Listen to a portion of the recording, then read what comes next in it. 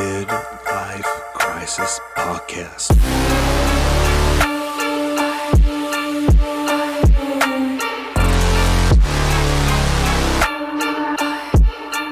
Back at it again, it's your boy Fitz. I'm here without David again this time. He had something to do, but next week he will be here 100%. Episode 3, we're going to kick this off. Another story that was sent to us by a subscriber. So let me know what you think. Always hit up that email in the description. Midlife Crisis Podcast.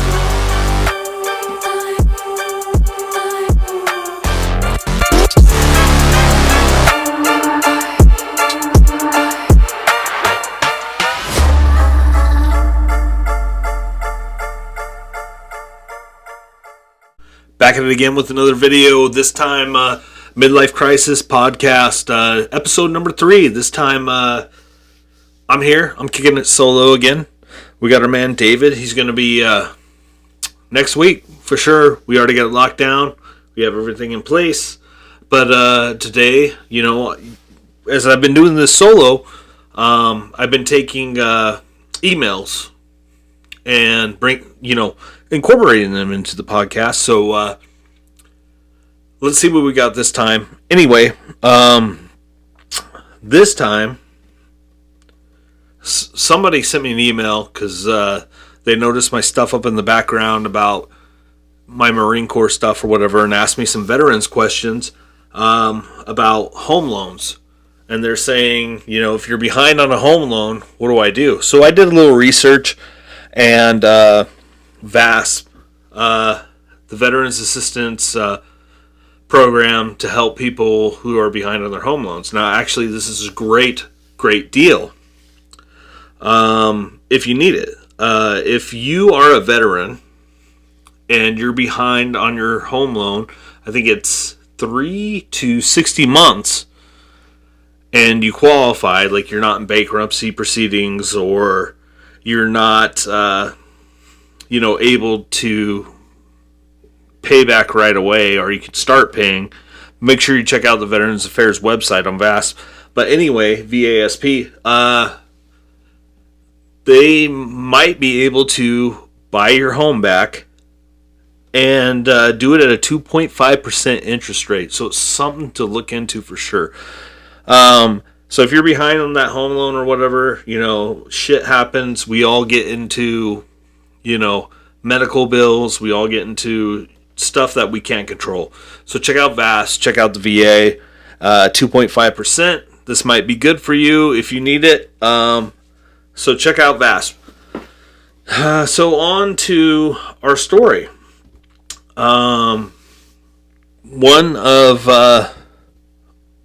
our subscribers wrote in that he had a midlife crisis story of his own. Before we get to that, I just want to say I had my son and my nephew over, and they make me feel really old.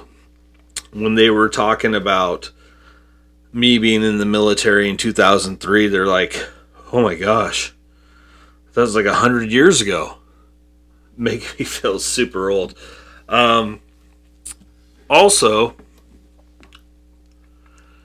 they told me that all the wars that have been going on recently are over 20 years old, and it's older than them, and I don't know. It just makes me feel old. But on to the story anyway, blah, blah, blah. This guy decided that I think he was like 40 years old, and decided that he didn't want to be with his wife anymore.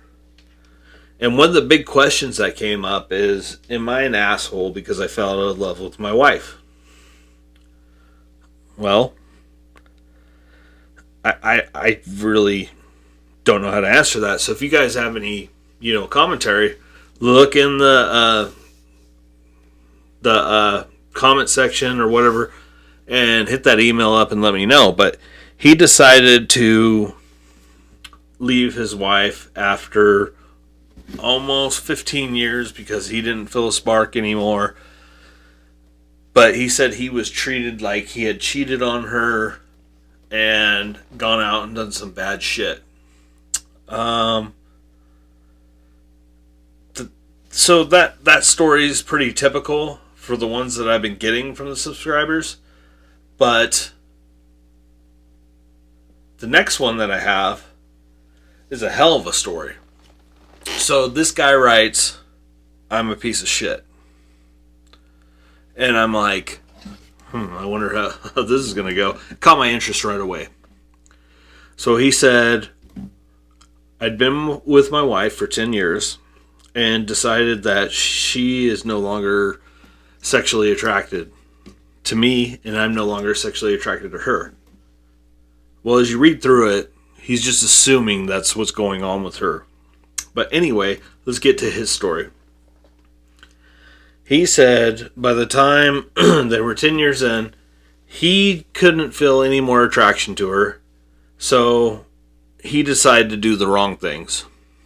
As it says here, he decided he was going to start dating other women still while he was married.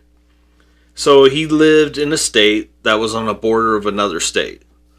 And he went up to the other state and started a Tinder profile.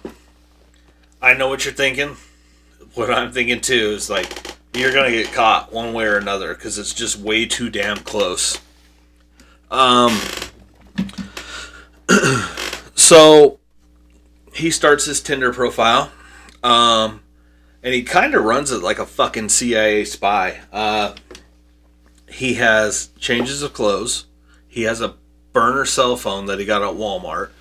He has figured out that his wife is putting a Apple AirTag in his car, so he knows where to leave that when he's gone. So when he says he has something to do for work, he drives to a work location, drops that AirTag off, because she's already suspecting him of something.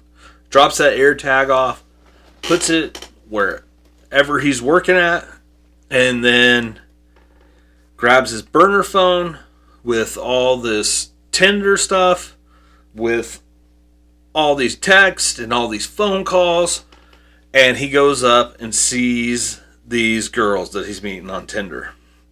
Well, he goes up and he meets a girl, and he starts dating her, basically.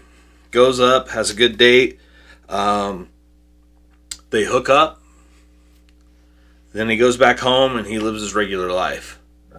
But she's hitting that burner phone left and right.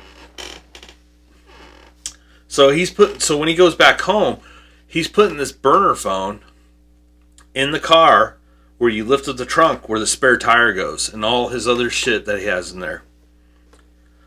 Well, his wife decides, because he's into his car a lot, that she's going to clean it out for him. She starts cleaning it out.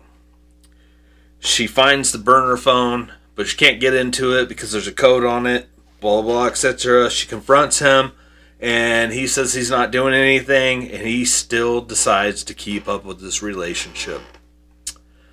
Man,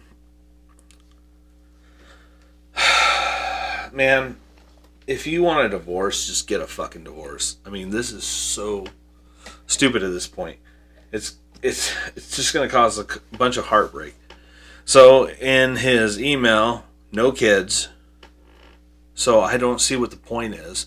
Why you want to stay with her if you're already cheating with somebody else? He claims it's a midlife crisis. But the first girl he breaks up with, and then he goes back on Tinder and he hooks up with another girl. Well, this girl happens to know his wife, and his wife finds out because she gives him a call. Now, the friend that knows her still went on the date with him. I'm not saying, like she's just as bad as him or whatever, because she didn't know until afterwards. But the dude denies it, whatever. He denies it. Then she basically calls him out on it and says she wants a divorce because she knows he's full of shit. Well, he comes back, finally admits it, and says, I was wrong. And for some reason, she takes him back. She totally takes him back. And guess what he does? He decides that he's going to keep doing this. So he goes, gets another burner phone, Walmart, whatever, and he does the same thing. Tinder. He's got rid of the old profile. He's got a new profile, whatever, and he gets on Bumble. He gets on Hinge. He gets on all of them. He doubles down. Like, he totally doubles down.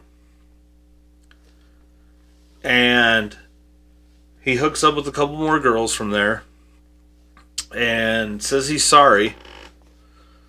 Or he said he was sorry. But, you know, he's full of shit if he keeps doing this.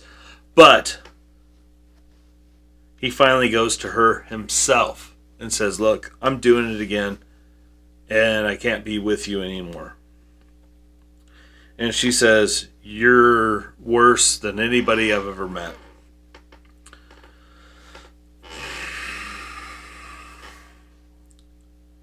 He's been to counseling, they've been to counseling, and it's just not working. So my question is, if you're the girl in a relationship, do you take him back? I mean, if it was my wife, hell no. Would not take her back. I want to know your thoughts on this story. And is this a midlife crisis? Or is he just a bona fide cheater? Like, subscribe, hit me up. Follow us on Spotify, but I mean, I know it would be if I was in this situation.